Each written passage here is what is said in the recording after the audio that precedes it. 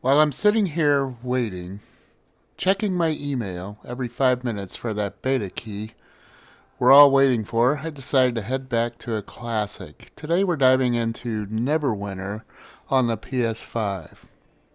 Now, if you haven't logged in lately, you're picking a great time.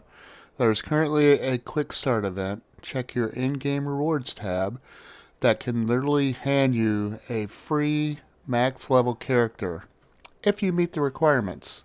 They give you the gear, the mounts, and the companions to jump straight into the end game. It's a huge shortcut for anyone who doesn't want to grind through the legacy campaigns just to see the new content. Even though I'm on a PS5, remember this is fully playable on PC via Steam or Epic.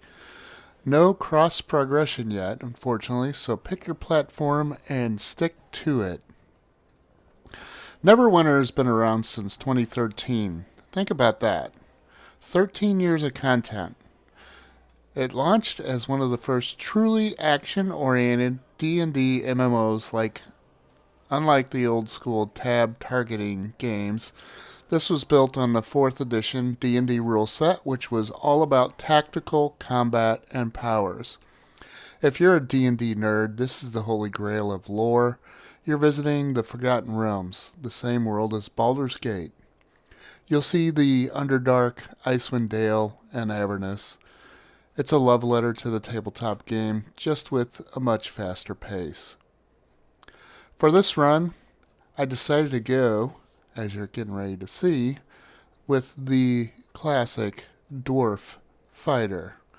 The race dwarves in Neverwinter are built like brick houses. You get that +2 constitution and the +2 strength, making you naturally tanky. Plus, their stand your ground trait gives you increased resistance to knockbacks, which is huge when you're facing bosses that love to push you off ledges. The fighter is the quintessential sword and board role. You aren't just a meat shield. You have a mechanical dig and ability that lets you block massive damage with your shield. There's something incredibly satisfying about being the shortest person in the room but having the biggest shield. Before you even take your first step in this game, you are hit with one of the most iconic openings in MMO history. That song that we heard, it sets the tone perfectly. It's high fantasy and high stakes. Then, coming up here in just a moment, you're going to see the cinematic battle of the Lich Queen, Valindra Shadowmantle, as she leads an army of the undead and massive Dracolich against the city. It's a desperate struggle. You see heroes falling, magic clashing, and then you wake up. You're a survivor of a shipwreck on the coast, washed up amidst the chaos of that very battle. The transition from that epic cinematic to your character waking up really drives home that you were just one soldier in a much larger war for the North. Since I spend a lot of time in EverQuest, I have to address the elephant in the room. How do they compare? Pacing, EQ is a marathon. Neverwinter seems to be more of a sprint. In EQ, a single pull can take minutes of planning. In Neverwinter, you're pulling 5 or 6 mobs at a time and melting them with AoE powers in seconds. Combat, EQ is about the long game, mana management, and buff cycles.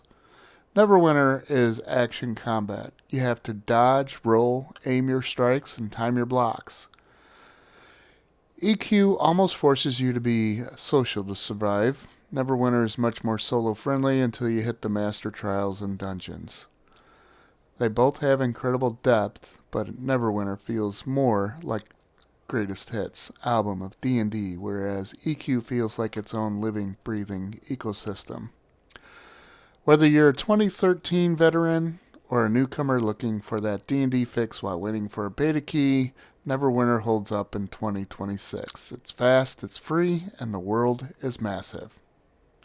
Time to get back into the fight against the undead. Thanks for watching. I'll see you in the Forgotten Realms.